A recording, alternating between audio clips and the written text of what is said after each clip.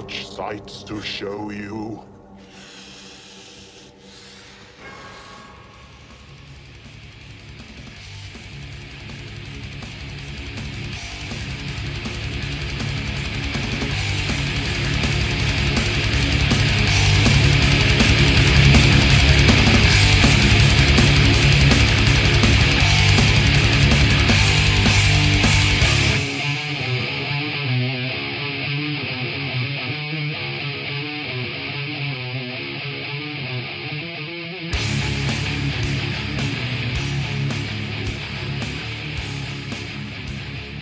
Hey everybody, and welcome to the Ancient Slumber podcast. My name is Chris Ward, and today I'm speaking to Myron Schmidt. Hi Myron.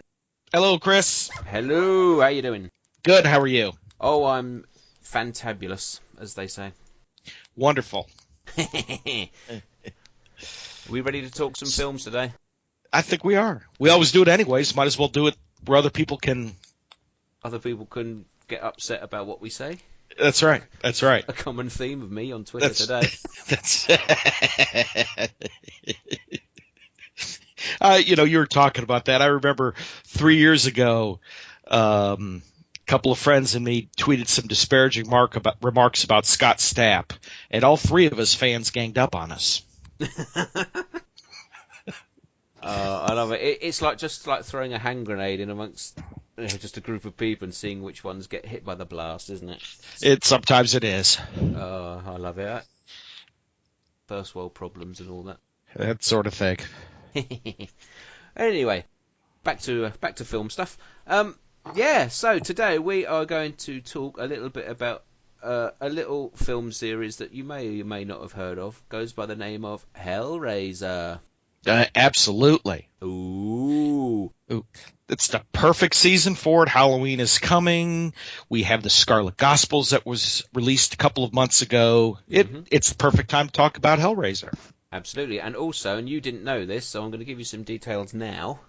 In about a month's time, we have a special edition box set coming out from Arrow Video. Why don't we have a company like Arrow Video here? We got Scream Factory. I know, but I don't know if the rights are so complicated and convoluted here to get. But oh my goodness, we just don't get those kind of releases. Oh, it's a damn shame because I'm going to send you the link via. Oh bugger! There you go. Right, yeah. Sorry, that's not makes for good podcast listening, does it? No. Oh, well, that's just me. Anyway, yeah, I've just sent you the link. Anyway, there's a Hellraiser Scarlet Box Limited Edition Trilogy box set coming out next month. It's rather expensive, but it's rather lovely. Is it all Blu-ray? Blu-ray, it's a 2K restoration of the trilogy. Oh, okay. Yes, that's impressive, isn't it? They just go with 1, 2, and 3? Yes. Why did they add 4? I don't know. Honestly, I'm sure we'll get there when we talk about 4, but... Okay. I think they should. But over here, I don't know about in the US, but over here, I think 4 was the last one to get a theatrical release. So that sort of ties it in, I think, to those 4. And plus what happens at the ending of the 4th film, it sort of makes it a nice little story, I think. But yeah. Now, do you guys get, just out of curiosity, do you guys get the download codes for movies? Like with streaming codes, I should say. Maybe it's a better description. What, when you buy a Blu-ray? Yeah. Yeah. Okay. Ultraviolet, is it? Yeah. Yeah, we get those, yeah. I mean, do you get them with, like, Arrow Video? Not with Arrow, no. Oh. I wonder why they don't do that. Don't know, I'm sure they might do in the future, but... Why don't you get Arrow on the blower right now? Let's figure it out. I will. I'll get my friend Mark over at Arrow. I'll get him online. But I mean, it's so true. I will always buy media. Vinyl, CDs, DVDs. If it's only on DVD, Blu-ray, doesn't matter. I'll always buy it. But I gotta say, I'm a huge fan of the ultraviolet codes. I do use the ultraviolet codes because, you know, if I go away overnight working or whatever, and, you know, I've got my Kindle with me, I can just sit and watch one of those films, you know. Exactly. Rather than carry a disc around with me, but... And that way you don't have to have 50 million Blu-ray players in your house. This is true. You can have one Blu-ray player to enjoy it, and hey, if you're in an office, you want to put a movie on while you're working, you can do that. It's a bit of a bastard if you go away on a holiday like I did in the summer and you've got no Wi-Fi. Well, yes, that's a bit of a niggle, as you might say. Yes, but I love the codes, but it's what those codes have done is I've started buying movies from the store specifically with codes in them. Okay. I've shied away from buying used ones unless I can't get them anywhere else. And I actually won't buy movies that have codes in them. Okay. I misread. I bought Indiana Jones Blu-ray. Yeah. And I misread the back. It said digital version. We got to flip it on the back and make sure it's actually an ultraviolet digital version, not just not an iTunes one or something. Exactly. Yeah, I've got a few iTunes ones. And I was so disappointed when I got home. I'm like, really? Come on, Schmidt, I bought Jaws on Blu-ray over here, and that had the code worked on ultraviolet and iTunes. So sometimes they do that as well. Yeah, but I bought Skyfall, and that just had an iTunes code and not an ultraviolet one. Well, over here, do you guys have the Best Buy Steelbooks over there? We have Steelbooks, not Best Buy ones. Okay, because I bought 3 of the limited edition, and they all come with ultraviolet codes. Oh, the Bond ones? Yeah. Yeah, I think we got them over here, yeah. Because they got the Daniel Craig trilogy all in one. All right. With ultraviolet codes. Ooh. Okay. Yeah. Hang on, I'm going to look that up while we're talking. Hang on. Yeah. Oh, blimey, have you seen the 7 Steelbook set? We don't sell them as a set here. We sell them individually. I bought 3 of those yesterday. Yeah, you can buy them individually over here. There's also a 7 James Bond limited edition Steelbook set, which is nearly £200. Woohoo! Worth it though. But So they charge for us. They charge $12 here. So 7 times 12, less than $100. Bloody hell! So what ones did you buy? Of Daniel Craig? No.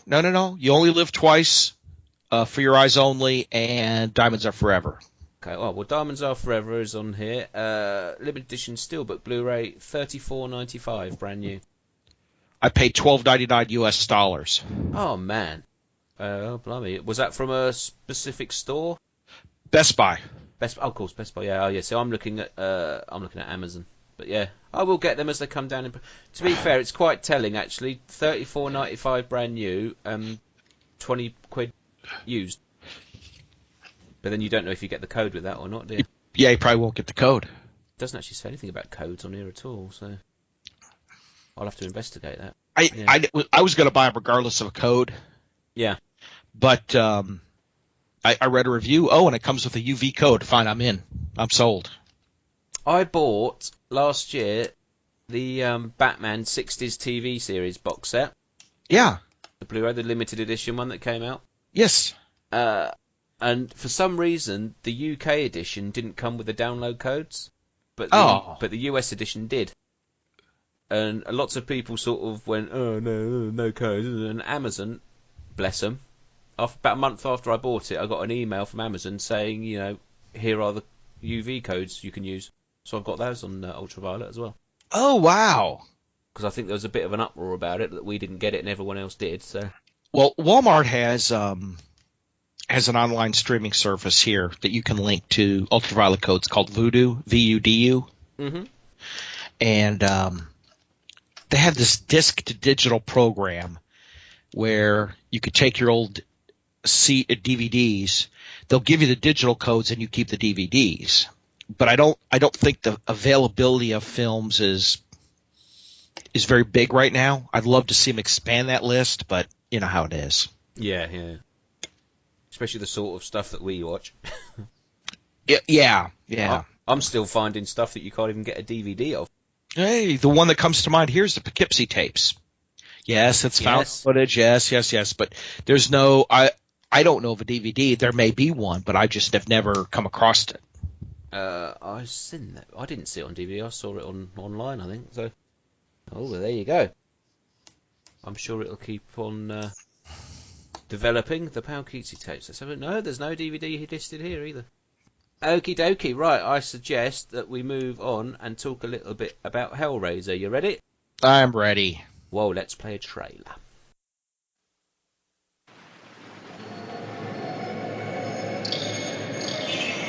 I have seen the future of horror.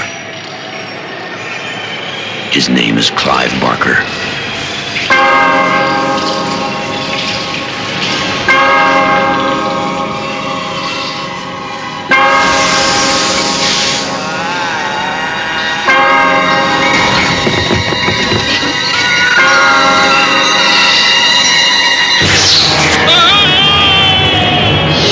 Hellraiser. Beyond any terror you have imagined. A nightmare. No. Unlike anything you have witnessed. Is born. Because within these walls, the unholy is unleashed.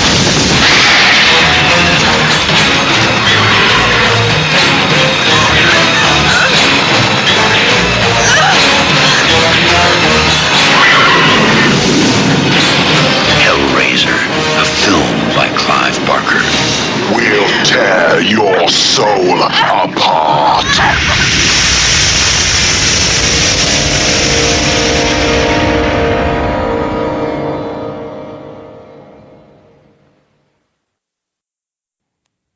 And we're back in the room. Right. Hellraiser, 1987, directed by Clive Barker, written by Clive Barker, starring Andrew Robinson, Claire Higgins, Ashley Lawrence, Doug Bradley, Oliver Smith, Sean Chapman, who else? Oliver Parker, Nicholas Vince, Simon Bamford. They're the main players, I think. Right. I suppose Based on the novella, Hellbound Heart. The Hellbound Heart, written by Clive Barker, yeah, absolutely. That's right. I ought to do a synopsis, really, but Hellraiser is one of those films it's quite difficult to do a synopsis on, especially when, like me, you've got no notes and you do everything off the seat of your pants. So I'm just going to read what's on IMDb, even though I don't think it's entirely accurate. But an unfaithful wife encounters the zombie of her dead lover. Demons are pursuing him after he escaped their sadomasochistic underworld. Ooh. That's right. Sounds like something I want to watch. Right then, so Hellraiser, 1987. How did you first come across Hellraiser? 1987. I believe I watched it. I missed the theatrical release and caught it on a VHS release. Okay.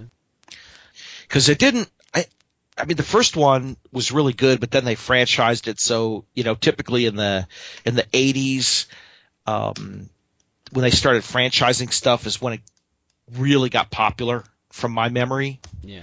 Like the Jason series. I remember seeing number 2 or number 3 in the theater. I don't remember which one.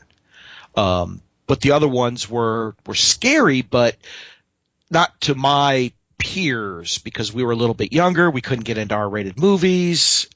So it took us a while. And I think when they started franchising stuff as we got older, as my generation got older, people my same age, is really when then you go back and you watch all the stuff. And that's where I first heard about Hellraiser and Pinhead, was on a VHS release. What about yourself there, Mr. Chris? Well, when Hellraiser first came out, I was about 10. And believe it or not, and it wouldn't happen nowadays, I can remember seeing TV spots for it.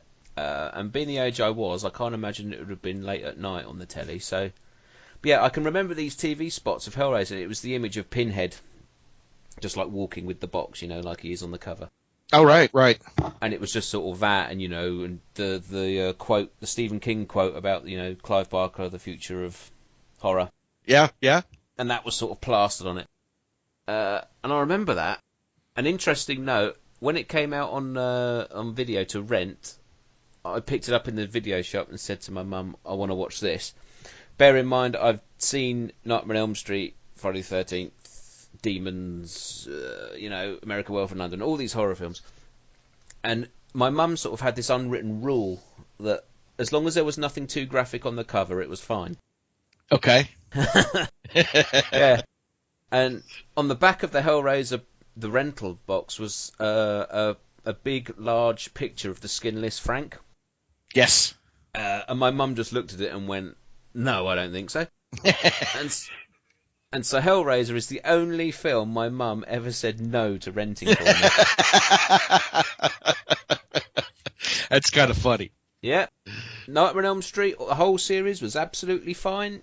You know, anything like that, not a problem with. Hellraiser, the only one she said no to.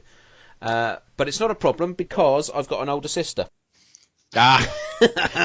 So, not long after, one Saturday afternoon, my mum and dad were out anyway. Of course. And my sister and her boyfriend came home from town and, we've rented a couple of videos. What have you got? Oh, look, Hellraiser.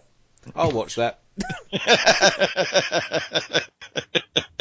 So consequently, when Hellraiser 2 came out and I said to my mum, can you rent that for me? She went, no. And I said, well, I've seen the first one. And she went, oh, well, fair enough then. Good parenting. Now, was that... did Hellraiser come out after the Video Nasties?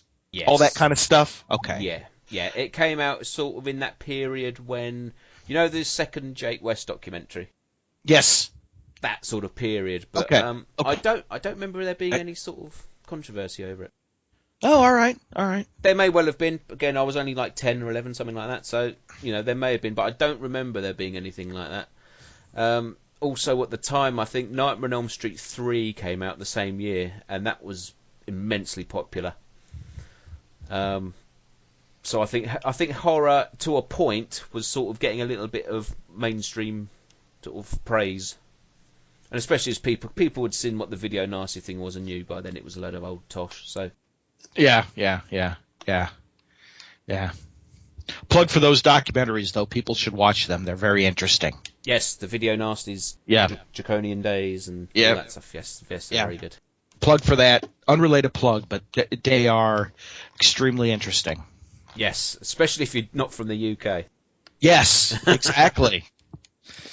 Gives you an insight into our mindset. Well, yeah, but you know what? We do things on an equivalency of stupidity here as well. I mean, but it's just I love the scenes of raiding people's houses and shops because they were copying and duplicating. You could get arrested. You could get arrested just for owning. Yeah. It was crazy. Yes. That's another discussion for another time, I think. Absolutely. But so Hellraiser, again, but being the age I was and not being able to see it, it was the image of Pinhead was amazing because I was massive on Freddy Krueger, and Jason and Michael Myers and those sorts of villains. And Pinhead sort of offered something a little different, I think. But I suppose until you see the film, you don't know what it is.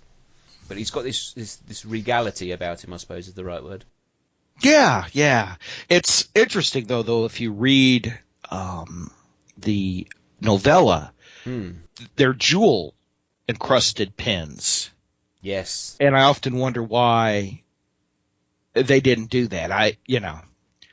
Clive Barker was intimately involved, so I'm reasonably sure that he made a decision. We're just going to do it this way. I think I would go with it's probably budgetary. Because it's a very low budget film. It was only around about $1 million. That's true. Dollars or pounds or whatever. But I don't think the bedazzler was invented then. So no, or a vajazzler. Oh God, help me.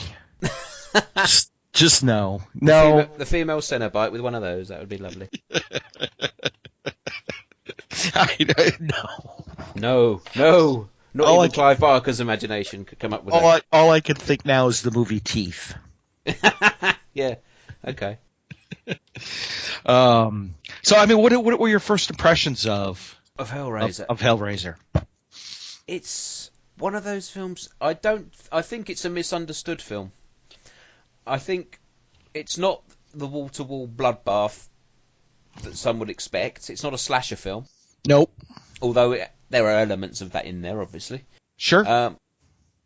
For all intents and purposes, it's a love story, albeit a twisted love story. I think if you look at all of the prominent horror authors, at the time and even currently.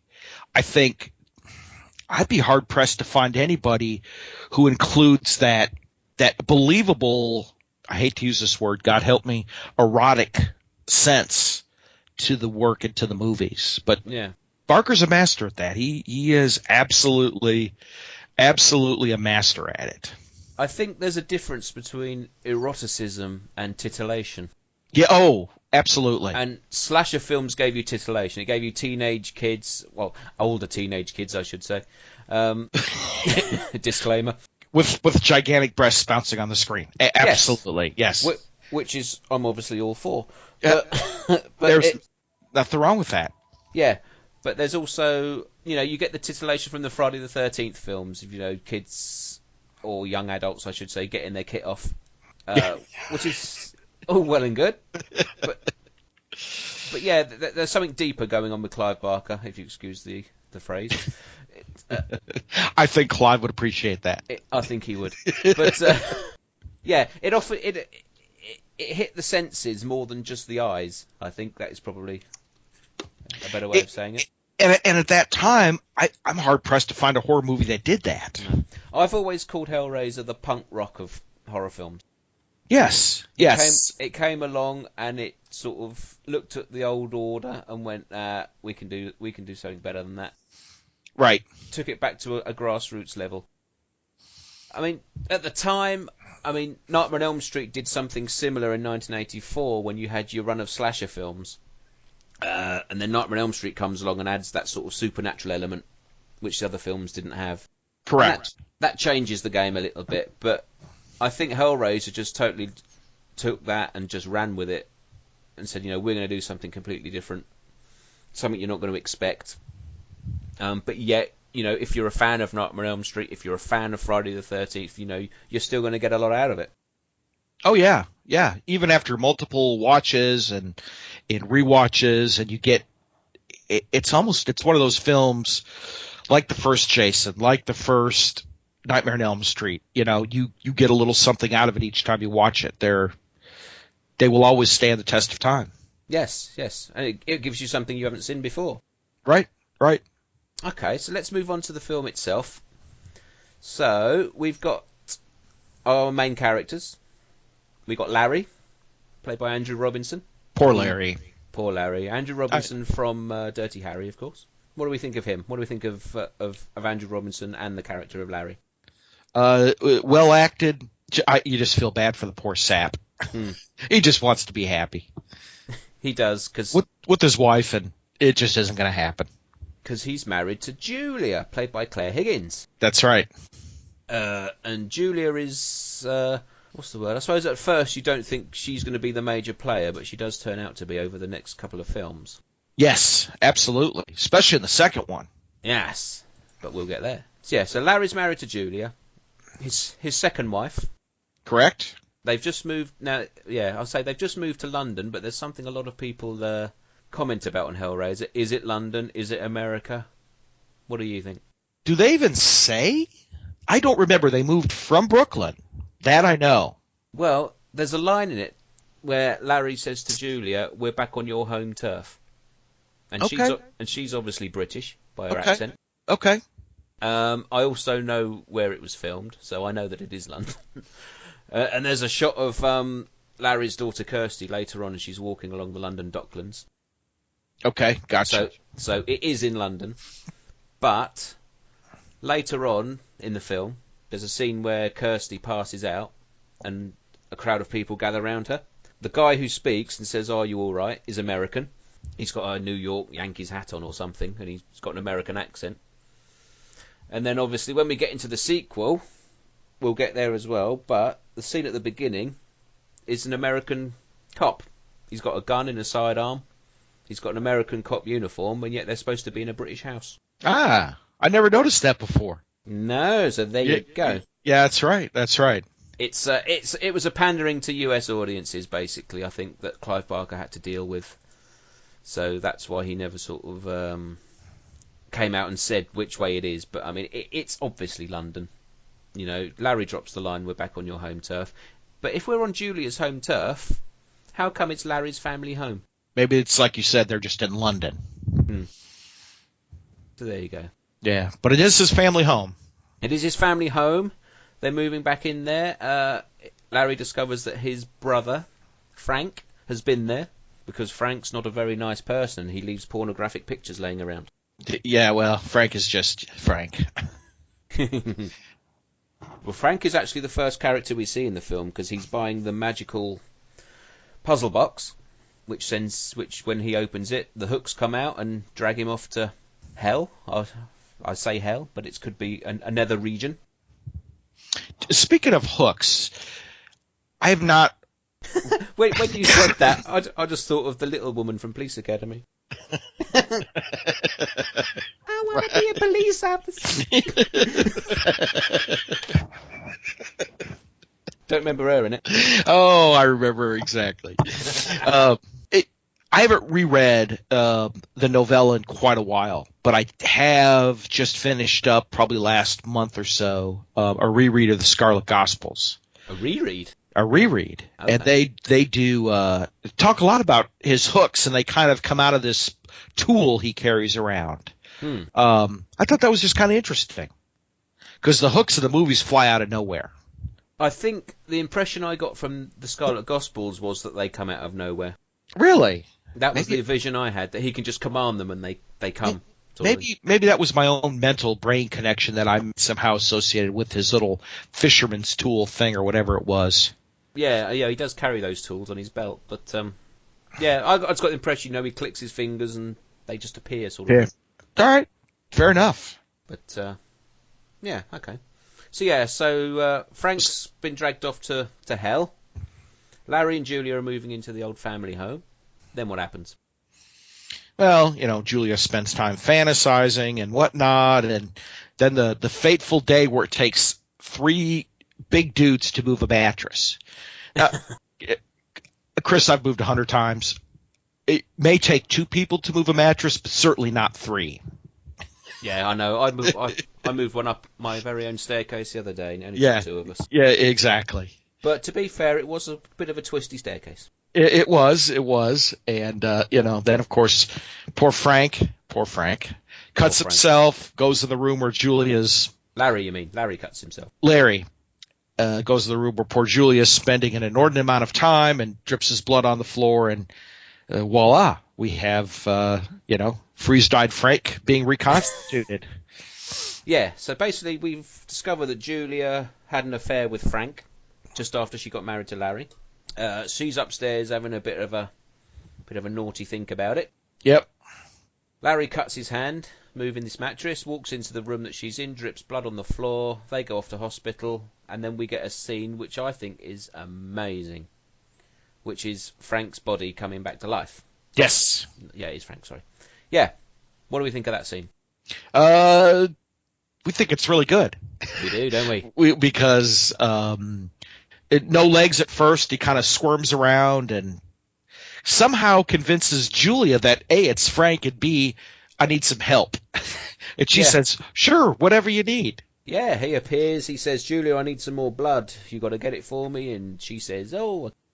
That's right. Because she wants a bit of Frank loving. That's right. Exactly. But we also discover that Frank is being chased by Pinhead and company. Yes. He's not Pinhead. I was going to say they don't call him Pinhead. No, he doesn't get referred to as Pinhead till the 3rd one. That's correct. Yes, and that's only as an insult. Yes. Which is addressed in the Scarlet Gospels, of course. Yes, quite prominently. Yes, quite prominently. But yes, we have the Cenobites with chasing him, but they're chasing him, but we don't know that they're chasing him until the very end. No, we only know what Frank tells us, that the Correct. Cenobites will come looking for him. And obviously, events happen, things happen, and eventually, I'm skipping over the film here. Eventually, we get to meet those Cenobites, and yes. I love that scene where we first see them. And we have the Chatterer. We have did Barbie Wilde play in the first one? No, it was Grace Kirby. We have Grace Kirby, because I don't know what to call the open neck lady, and it's just female Cenobite. I believe that Grace Kirby is related to Clive Barker. Oh, okay. And then we've got the Jabba the Hutt one. Butterball. Yep. And then we've got, the man himself. His Highness. Yes. Pinhead, played by Doug Bradley, of course. Yep. Butterball by Simon Bamford. As you said, Grace Kirby plays the female Cenobite, and Nicholas Vince plays Chatterer. I've met Nicholas Vince. Have you? And Simon Bamford. Oh, very nice. Yes, I went to a screening of Hellraiser 1 and 2 in Birmingham a couple of years back. So that bloke must be quite popular over there, Mr. Barker. Yes, oh yes. Yes, there's a big Clive Barker following over here. Yeah, very good. My little claim to fame, I was actually stood in front of Simon Bamford when he took the phone call to get the release date on the Nightbreed Director's Cut. And I was the first person he told. Oh, very nice. He told me before he told Nicholas Vince. Now, did they both play monsters in Nightbreed? Yes. Oh, very good. Very good. Simon Bamford plays the one who explodes in the sun. Okay. So they torture him and he blows up. And Nicholas Vince plays when Boone first hits Midian and he gets grabbed by somebody, doesn't he? Who puts a knife to his throat. Yes. That's Nicholas Vince. The Half Moon Head. Gotcha. That's Nicholas Vince, yes. Very nice guy. And he's also written some very good fiction as well. Well, not to digress, but there was a whole book, and I don't remember the name of it right now. I don't have my e-reader with me, written by written around the Clive Barker universe for Hellraiser. Hellbound Hearts. Yes, that's it. Yes. Barbie Wilde had a nice story in there. Yeah, the sort of origin of the female Cenobite. Yep. Absolutely. But anyway, anyway, so we get to meet Pinhead, and I think one of the interesting things, we don't learn a lot about the Cenobites. No. We learn that they're from hell, but we don't have any context other than that statement. No. And it's nice that the next couple of movies flesh a little bit of that out, and don't just go after like a straight, let's just throw Pinhead in there, he cuts up a bunch of people, something happens, somebody closes the box, and we're done. They take some time over the next couple of movies to develop it, which I think really adds and bolsters the viability of those sequels. Yeah, they're creating a mythology, aren't they? Yeah. Which is good. And it's not just, when you say hell, I mean, we'll get there a bit more on the second film, but it's not, a big fiery pit with a big demon. It's not the sort of the Christian version of hell. Right. It's Clive Barker's version. It's a more personal version, isn't it? Yes. Which I think works very well. Oh, it does. So basically what's happened is Kirsty's got the box off of Frank. She's opened it. The Cenobites have arrived and said, we can't go back without taking a soul. So Kirsty, who is Larry's daughter, which we didn't mention, strikes a deal with Pinhead and says, if I can bring you Frank, will you let me go? Which is basically the last act of the film. But they have to hear it from his mouth. They have to hear him confess with his own lips. That's right. As they say. So she goes back to the house. She is greeted by Julia, who lets her in, and she sees her father, Larry, sat there. But it's not Larry. That's right. It's Frank. He's taken Larry's skin. And left a big steaming carcass in that naughty room. In the naughty room, yes. Is that like the naughty step? Yes, exactly. But, yes. Yep. And so eventually Kirsty comes to realize this is not Father. And then Pinhead shows up and things progress. Things progress indeed. And then once Pinhead has his man with Frank and proceeds to rip him apart with a wonderful line that was ad-libbed by Andrew Robinson. Did you know that? I did not know that. No, when he says Jesus wept. Really? Yes. Andrew Robinson ad-libbed that. The original line was just fuck you, which wouldn't really work. No.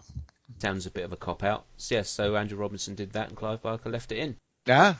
Which is very good. So the Cenobites have got Frank. They've pulled him apart. He's now dead, but Pinhead changes the rules and now comes after Kirsty.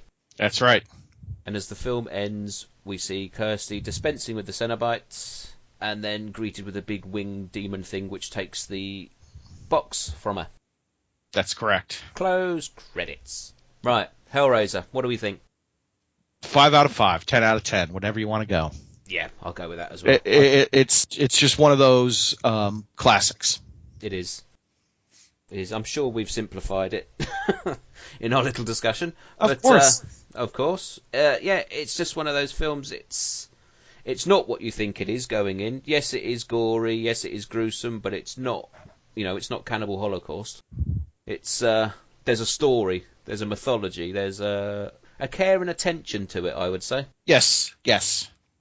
Even though it's low budget, it doesn't matter. I think the only bits where the budget comes through is when you see the close-ups of the skin and the hooks going in. Yes, yeah. I think that's the only scenes where you think could be done better, but I'm sure the 2K Blu-rays that come out will rectify that. But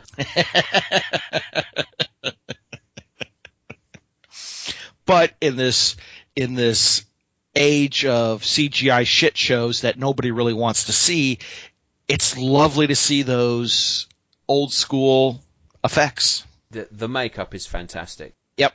It really is. I mean, Pinhead, obviously, just coming up with the concept for it is pretty amazing. And then to actually make a practical effect that makes Doug Bradley into Pinhead I still think it's phenomenal. Oh, yeah. Yeah, exactly. And the other Cenobites as well look pretty good. Chatterer, I think, looks really good. Oh, yeah. Yep. Although I do prefer Chatterer in the second film, because there is a difference.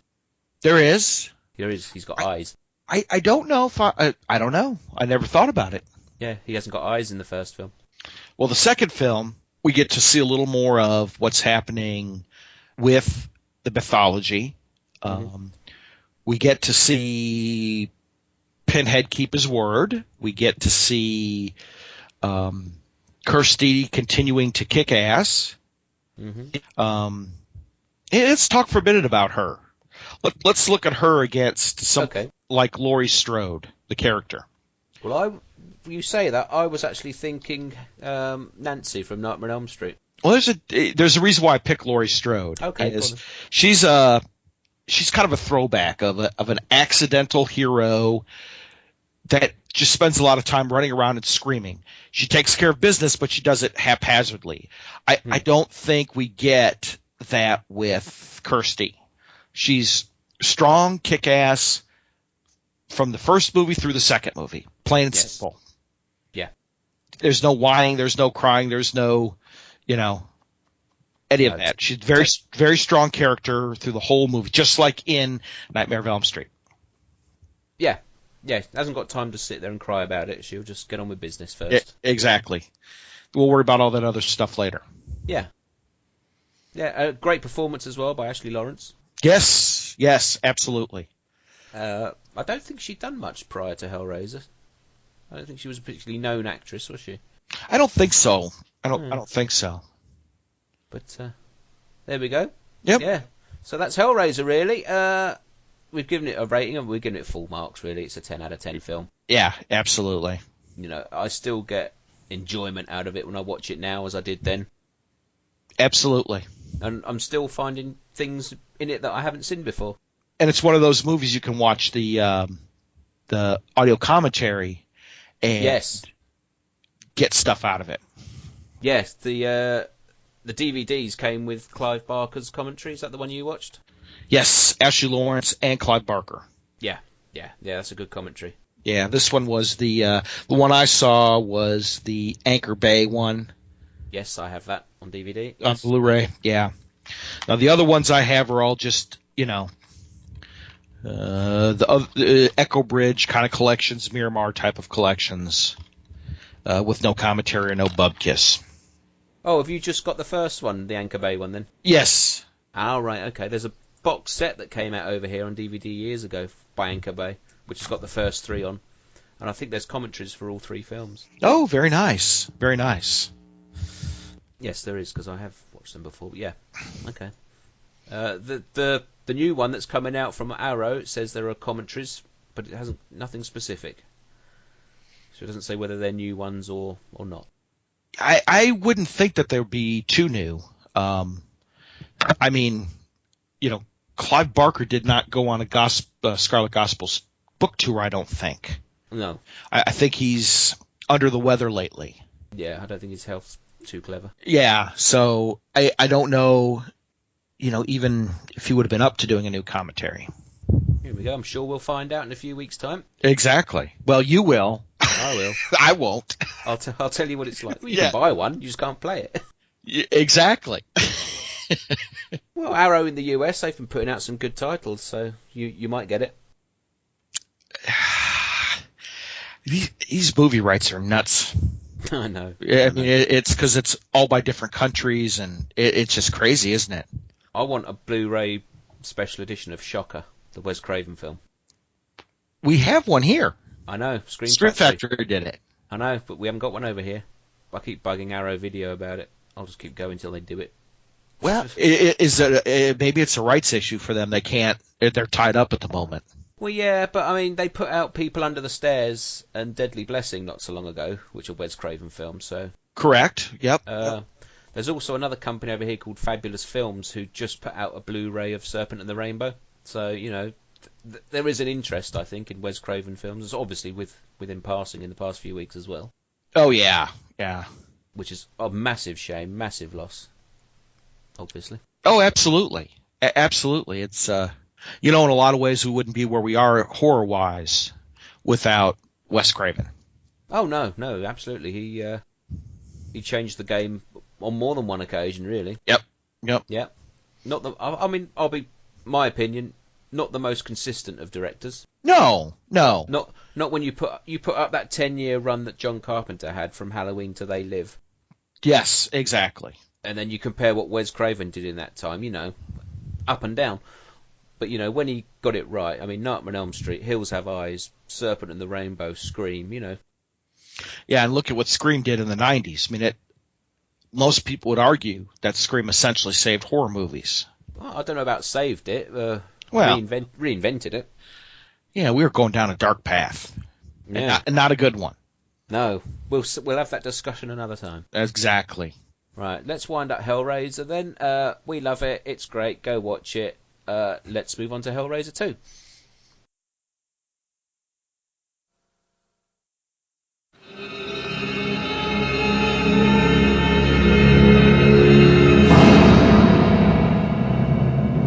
The vision is renewed. The power is reawakened. The fear is reborn. Because they have returned. Time to play. Hellbound, Hellraiser II. Brace yourself for terror you have never imagined. And your suffering will be legendary even in hell. And horrors you can never escape. And you wanted to know. Now you know. Last year, they brought hell to Earth. Now, they'll take you through hell.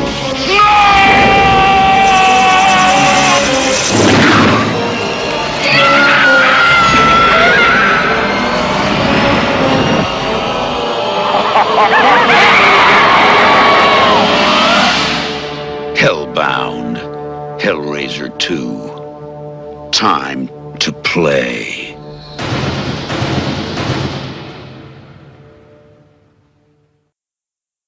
Hellraiser 2. Or Hellbound, Hellraiser 2.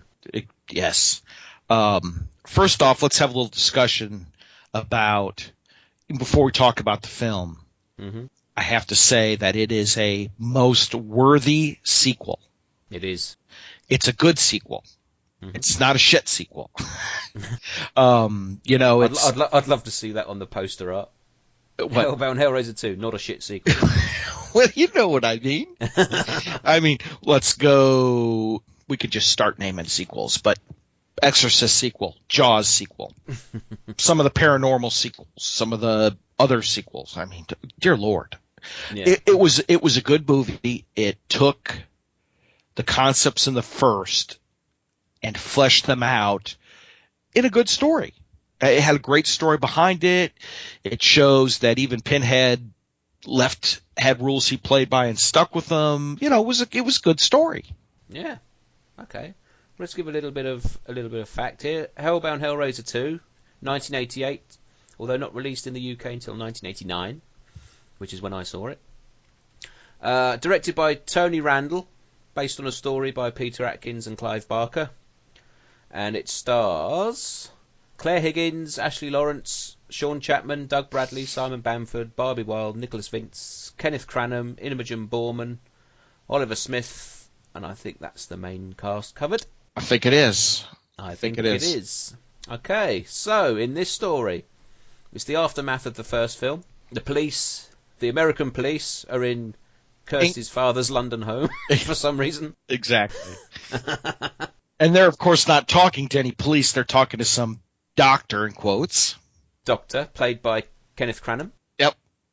Who plays Dr. Chenard, and he is overseeing Kirsty's treatment at his institute. Right. Which, again, looks very American. So, so let's take a tour of the basement. Did you recognize any of the actors in the basement? Oliver Smith is one of them. He's the guy who cuts himself with the razor. And he also plays the skinless Frank. Yes. Was not the original Crazy of the Hills Have Eyes, was he not also in the basement? Michael Berryman? Yeah. Don't think so. I think so, too. No, I don't think so. You know, son of a bitch, who did I see? I thought I saw him. Maybe he played it in the sequel. There's probably lots of bald maniacs. I could sit in there, really. I'd fit that description. That's right. I don't think so. I don't. That's a new one on me, if it is. No, he's not listed anywhere. Okay. Oh, I think you're making things up. I think I had a misbrain fire. You've had too many blue Smarties, I think that's what it is.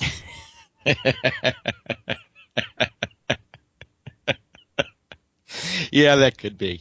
That could be. But no, so anyway, Dr. Chenard and his assistant Kyle McRae, played by William Hope from Aliens. Did you notice that? I did not. But No, now that you mention it, yes. Now plays Gorman in Aliens. Yep. Yep, they're overseeing Kirsty. Kirsty starts to tell her story of what happened at the house, which obviously piques Chenard's interest. We don't even know why, but it does. We don't know why, but at that moment, but we do find out later on that Chenard is into all of this stuff. That's right. Which I think is the quote.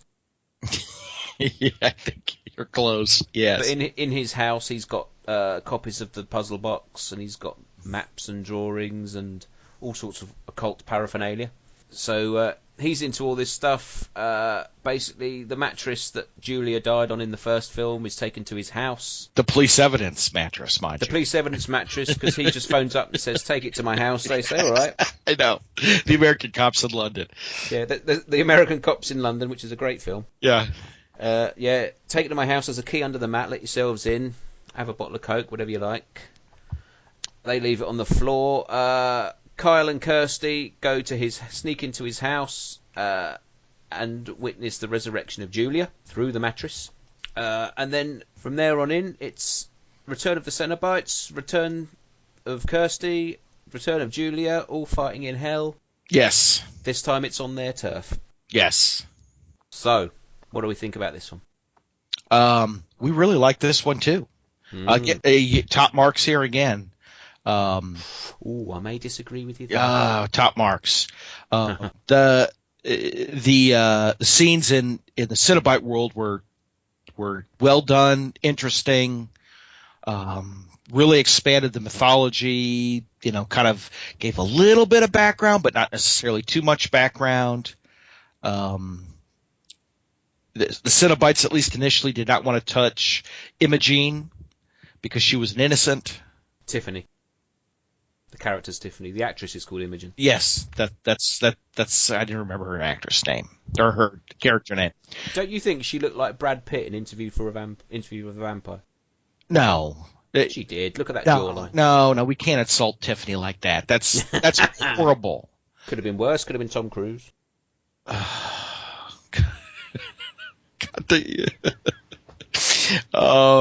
It barely worse. But I really enjoyed it. I love the mythology that they kind of built up, and it to me it was well acted, well done. The only drawback for me was how they kind of made the Doctor guy, quote unquote, stronger than Pinhead, if you will. Yes. And that's the only detractor. That is a common complaint. Because he's a newly manufactured Cenobite. How does he become this, like, you know? It was a little weak. It was a little weak. I think it sort of taps into my little niggles I have with this film. Well, do tell. I do love Hellbound, Hellraiser 2. I think it's great. You know, I can't watch the first one and not watch the second one, you know. Yes. And I think if you watch them together, they make one wonderful film. Yes, they do. But I think, like you say, there's a bit of inconsistency in the mythology, the way that Chernard's Cenobite just comes on and kills Pinhead within 10 seconds. All the other Cenobites are sort of discarded with, you know... a wave of the hand. A wave of the hand, they're gone very quickly. I think the film spent a lot of time building up these characters and the mythology very well. And I think they got to a point where they said, right, we need to get this character in the room with these people, and then we need to finish it pretty quickly. And I think that comes across. The film overall, I think there's a surreal element to it that isn't in the first film. You know, the scenes where they come back from hell to the hospital and all the patients are sat there with puzzle boxes and all those sorts of scenes. Sure. There's a real disconnect to those scenes which don't seem to make much sense. I like the imagery of it though, but narratively it just doesn't flow. Oh, I don't ever take it as they're coming back to the actual hospital in that particular. I'll just assume that they're just part of the Cenobite world and just transferring into their own personal. Oh shit, we're back at the hospital. What if we went back to the hospital and everybody was crazy? Yeah, you can view it that way as well. Yes, that works either way. I think. I know. I get the feeling that there's more to this film that we haven't seen. I wouldn't be surprised if it came out that there was some like scenes that were shot that were never included. Oh, there has to be. Oh, there has to be. It just feels to me like there's stuff missing that make it flow a bit more. Yes. I mean, I could be wrong. I don't know. But yeah. But I still like it. I just think it's over with a bit too quickly once you've set up these brilliant sort of fight scenes. Yeah, it's. I can definitely see that. I didn't care for the big rotating cube thing. I could have done without that effect. Leviathan. It didn't really add anything. I think that again, that may be budgetary. I do like the matte paintings though that it's set against. That whole image of hell as a series of labyrinths. I think is fantastic. Absolutely. Did you like the beginning bit where we see the making of Pinhead? I did. I love that. I really did. What makes me laugh on that, this won't mean anything to you, but on the beginning bit where you see the camera pan out from the World War I radio that Captain Elliot Spencer's listening to. Yes. There's on the dial of the radio, there's a list of different cities. It's got like London, Manchester, Liverpool, whatever, and I think there's some places like Paris and exotic. In amongst them is Droitwich. Which mean nothing to you, but basically it's a tiny little town in the Midlands about 5 miles from where I live. Ah! Nothing happens. There's nothing there. I don't know why it's on his radio. Somebody in the crew or made a prop was from Droitwich. Yeah, it's just like London, Paris, New York, and Droitwich. It just makes me laugh. But yeah, great scene though, where you see Captain Elliot Spence. He's a World War I officer who's seen everything the worst of humanity has to offer. He gets hold of the puzzle box, opens it, and is created into Pinhead. Do we know why he's made a Cenobite straight away? We don't. Do we? No. I can only assume that it's because his desire was stronger, maybe. not made into one right away. Essentially, I guess appointed the leader right away. I don't know. Having read the Scarlet Gospels and the way that the Pinhead character is sort of seen as this ambitious, determined character, I can only assume that his will was stronger. He wanted to get there quicker, sort of thing. I could get along with that. Again, it's nothing that's definite. It's just, I suppose, it's interpretation, isn't it? And you got to think, if we go on the Chris theory of things, that even that scene is a little bit rushed. They kind of force it through rather quickly. Yeah, I mean, it's fine as it is. Oh, Obviously, sure. I think, yeah, if we could have seen more, it would have been great. I don't know. You've read some of the comics and graphic novels, haven't you? I have, but it's been a long time. All right. I've got a couple here. I've got like issue 1 and issue 5, so I'm waiting till I get the whole lot before I read them. But yeah, I know Captain Elliot Spencer comes back in all those stories, so maybe there's more to tell there. Issue 5, is that the ending of the Hellraiser comics? Does that include like issue 20 and all that? Yeah, I've got the trade paperbacks. Yeah. So I think it's like 20 comics pushed down into like 5 books, you know. Yep. There were 20. Yeah, I've got the first one and the 5th one. And incidentally, there were actually earlier than that Pinhead comics as well. Yeah, yeah. They always do that. There's loads of different people take up the story, don't they?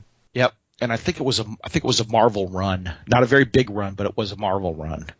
Oh, can we put Pinhead in the Marvel Cinematic Universe then? With Iron Man and Hulk and things. They have a hard enough time getting that shit right anyways. Why are they? Oh, I'd love that in Avengers, the third Avengers film. The magic chains. Yeah, just walk in and just rip everyone apart. That's right. Love it. That's right. Wolverine versus Pinhead. Well, I'm sure it's been bantied about before. Oh, there's probably a fan fiction thing somewhere. I'm sure there is. Hugh Jackman versus Doug Bradley. I'd like to see that. No Hugh Jackman, please. We've had enough. Oh, he's all right. We've had enough. No, we've had enough. He'll be replaced by Tom Hardy anyway, eventually. Of course. It's bound to happen. Either that or Idris Elba, because they're determined to shoehorn him into every franchise they can. Oh, that winds me up, that does. Every franchise, Idris Elba tipped for starring role. No, he's not, though, is he? You just want to shove him in there. Oh, hey. At least it's not David Beckham saying, yeah, I'd play the next Bond. Oh, yeah, what's that all about? Because he's an idiot, that's what. Fuck's sake. Yeah. Oh, well, I mean, the Bond thing, I mean, I've no issue with Idris Elba if he wants to play Bond, that's great. My reason is, that I wouldn't be that keen on it, is he's in his 40s now. So by the time Daniel Craig's done a couple more films, which he will do, Idris Elba's going to be approaching 50, at least. Yep. He'll be too old. Yep. I'm sure the Eon Productions will pick the right person. At the time. My money's on Dan Stevens. Do you know Dan Stevens? I don't know Dan Stevens. Have you seen The Guest? I have not. Ah, you should watch that. You'll like that. Okay. Yeah. Well, Dan Stevens is. He was in Downton Abbey. Who did you play in Downton Abbey? Oh, I don't know because I don't watch it. But I'm gonna have to speak to your missus about that. Oh, she'll be watching it tonight. The new series. Yeah, Downton Abbey. He played Matthew Crawley. Yes. Okay, that's who I thought he was. Now that you're saying it, okay. Yeah. Well, he's in a film called The Guest. Okay. Which you'll love. It's very. It's done by Adam Wingard, who did Your Next. I like Adam Wingard. Yeah. Yeah. He's in that. He plays the titular guest in the character, and I think he's got potential for a Bond. There you go. I think you're good. I think he's my shout. We said it here first. Yeah, I think he's the right age by the time Daniel Craig gives it up. I think he's got. Not to digress, but what's the deal? Daniel Craig's got 2 more movies after this? I don't know specifically. I think Spectre is Spectre the last one he's contracted for, or is he contracted for one more?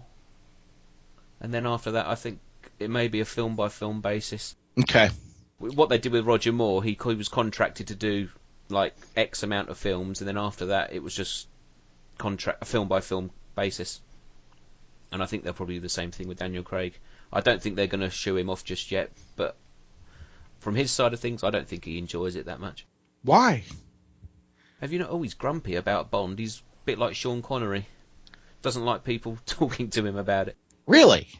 Yeah. I mean, I'm not a massive Daniel Craig fan anyway, but yeah, you get someone like Roger Moore or Pierce Brosnan, they'll go to the opening of an envelope if there's a James Bond connection, Right. They love it, Yeah. 'cause that's their thing. But you get, if you went up to Roger Moore in the street and said, I'm a big James Bond fan, can you sign my DVD? He would, and he'd talk to you about it. If you went up to Daniel Craig and said, would you sign my Casino Royale DVD, he'd probably beat you around the head with it. See, really? I did not know this. Yeah, oh yeah, that's what I get coming out of it anyway. But That's too bad. Daniel Craig's a decent Bond. Well, that's an argument for another day. But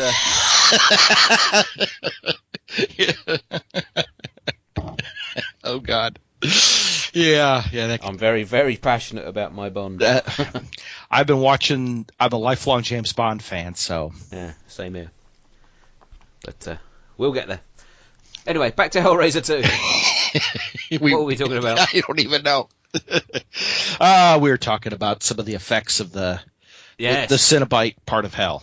The big claymation penis that comes out of Chenard's head. It's a very phallic film, this. You can tell Clive Barker's had a bit of influence, can't you?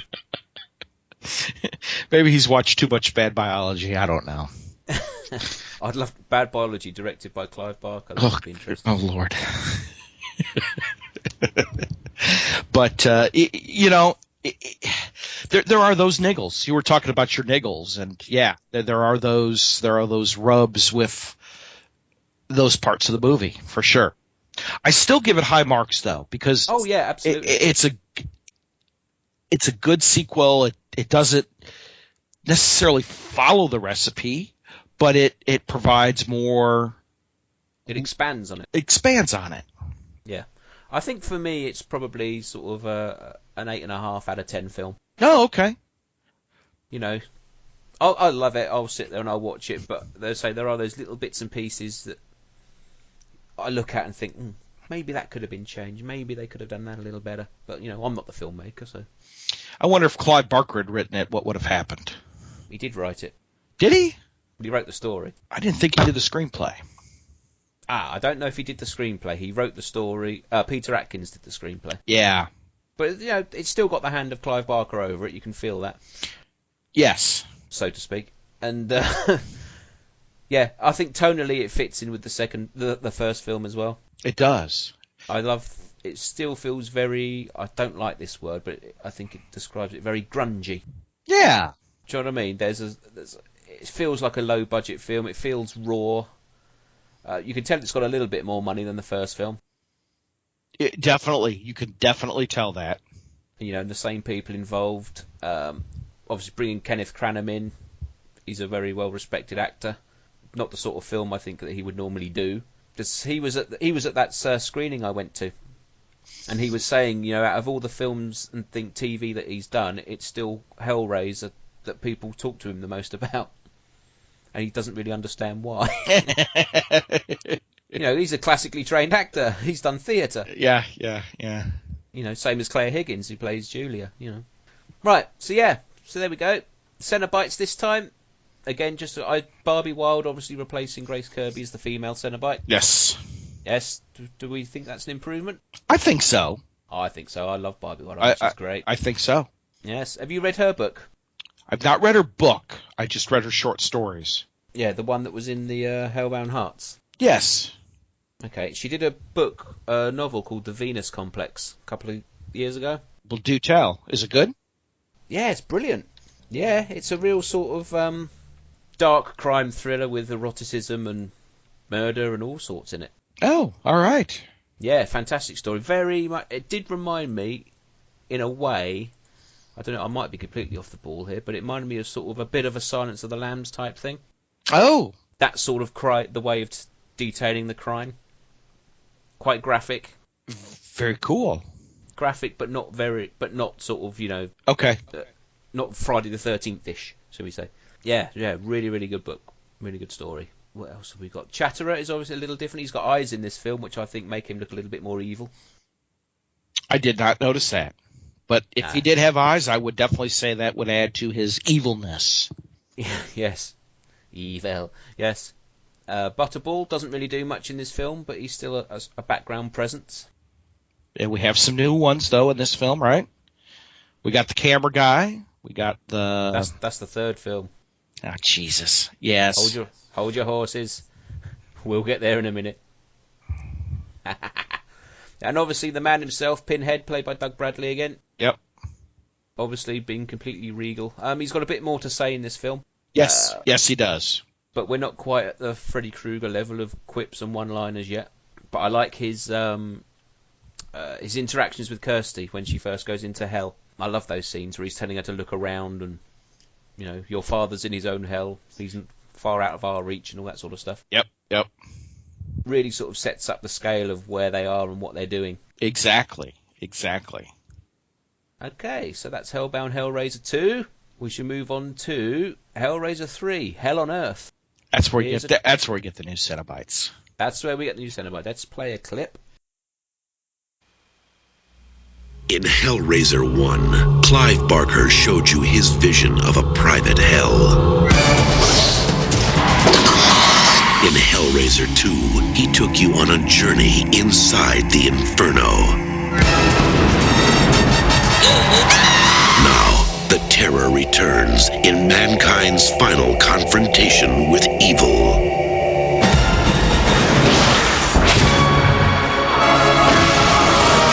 And this time, it's going to be hell on Earth.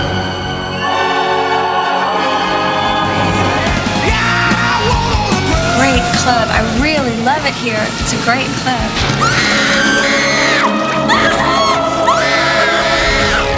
Jesus Christ! Not quite.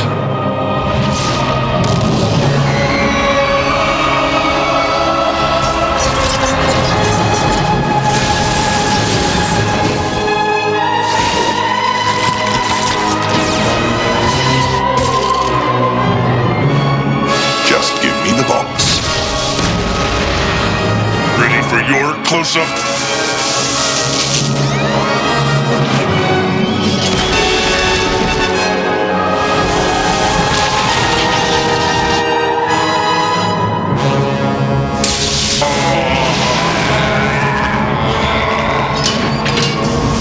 We're going to hell. Ladies first. Relax, baby. This is better than sex. It's so good to be back. Clive Barker presents Hellraiser III, Hell on Earth.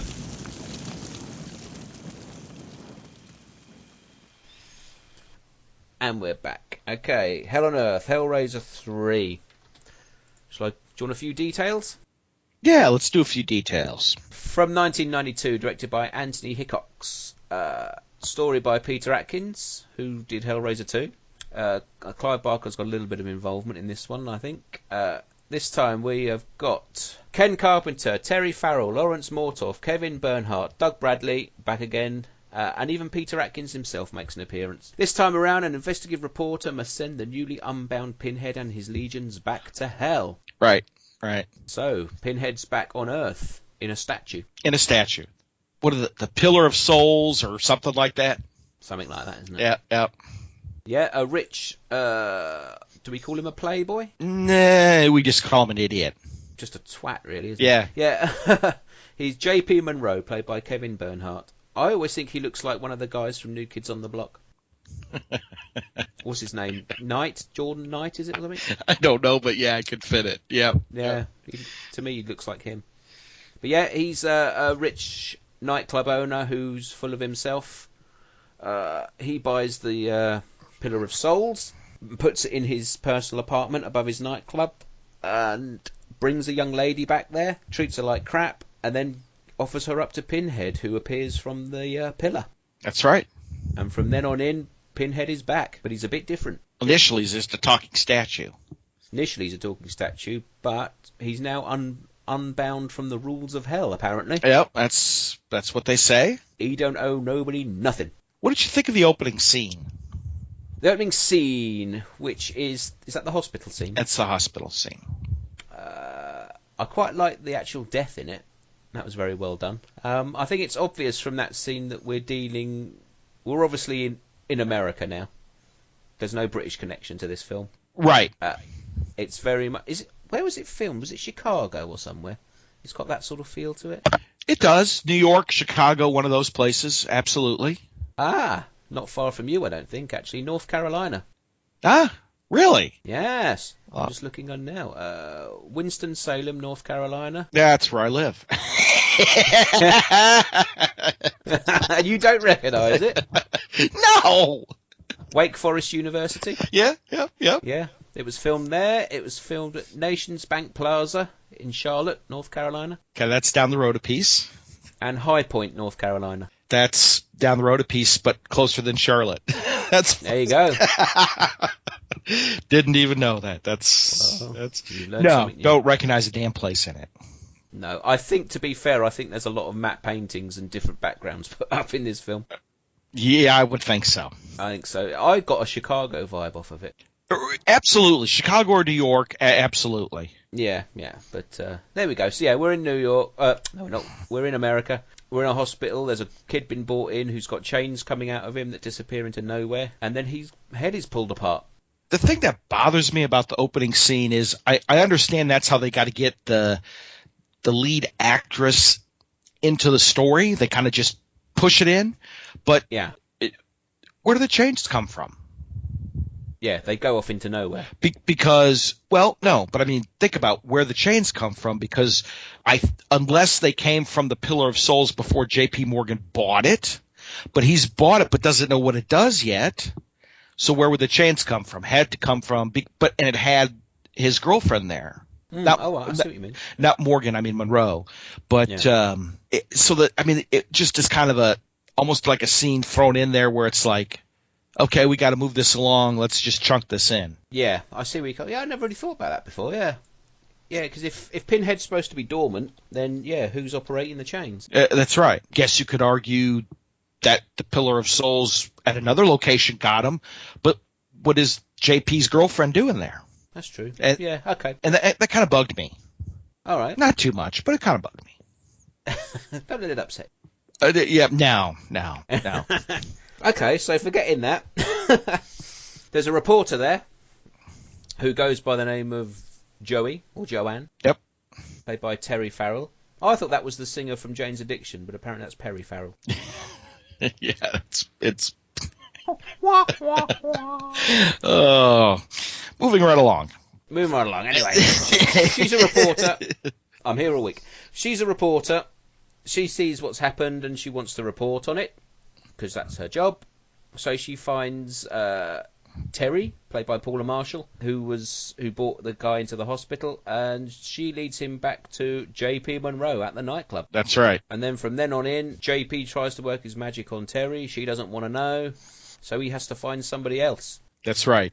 And we learn that J.P. Monroe does the American Psycho way of having sex, flux in the mirror, all that kind of stuff. Yeah, with a lit cigarette. That's right. A bit of ash in the wrong place could have been disastrous. I couldn't do that. The smoke would just go up my nose. I'd end up coughing phlegm over everywhere. As long as she kept her eyes shut, she probably wouldn't know the difference. Anyway. Oh. Yeah, so he tries to feed Terry to Pinhead, who's still in the statue, but he cocks it up, and Pinhead, in his rage, takes JP instead of Terry. Well, Terry actually knocks out JP and then rolls him towards the pillar. Pinhead uses his powers of persuasion. That's right. So JP is the offering, which gives Pinhead enough blood to burst out of the statue. That's right. Then we have a nightclub killing scene when Pinhead goes mad. And this is my first really big niggle with this film. Okay. He's not Freddy Krueger. No. Freddy Krueger in a nightclub going mad, I can understand that. In fact, I'd encourage it, to be honest. Yeah, but Pinhead doing it is not. It's out of character for Pinhead. It's out of character. He's not a slasher. He's not a serial killer. If he kills, it's for reason. Right. Twisted reason, maybe, but reason. Yep. Because he feels he's owed a soul. This time, Pinhead just goes to work in a nightclub. We get the first use of proper CGI in a horror film. We do. With some ice that stabs somebody in the eye. Yep. And we get, the blood under the door from the outside, so we know that what he's doing in there is ghastly and disgusting. One could argue this is more of a slasher than a supernatural thing because there's a huge-ass body count. Yes, again. But it's out of character for Pinhead. It's not what he's done before. It is. Now I give this one mid marks. I would never give this one high marks. It's an enjoyable watch. The weakest of the first four. But I want to know your opinion. Do you think it added anything to the Hellraiser franchise? No. Yeah. No. This, to me, is... I can't lay claim to this quote, but I've seen it written down. This is Pinhead for the MTV generation. Yes. This is tying him in with Freddy Krueger and Jason and Leatherface and all those sorts of people. Yep. I don't think it's a terrible film. No. I mean, the acting is good. The effects are good. On the whole, are pretty good. Yep. The plot moves along. There's not a whole lot of stumbles. There's not a whole lot of delays. No. It just bears very little relation to the two films that came before it. It doesn't have the feel of the first two films. Nope, and it does nothing to advance the mythology. No, I think it feels a little bit lazy with the mythology. They phone that part of it in. Yeah, the bit that always makes me cringe is there's a scene later on when they're in Joey's dream where she sees her father. Yes. And it turns into Pinhead, and there's a shot of Terry falling on the floor and Pinhead standing over her with a knife raised like Michael Myers, and he's sort of grimacing, and I just think, no, you've pulled me out the film now. I'm really not interested. It just it's not what Pinhead would do. He would not attack somebody with a knife. No, not at all. But I mean, some of the concepts were interesting. Well, now Pinhead is different than Elliot Spencer. Pinhead is on the loose. We got to somehow get Elliot Spencer and Pinhead back together and put Pinhead back in hell. But they kind of took the long way around. And the interesting element is the separation of Pinhead from Elliot Spencer. Elliot Spencer is the human side. Pinhead is the demon side, right. The desire.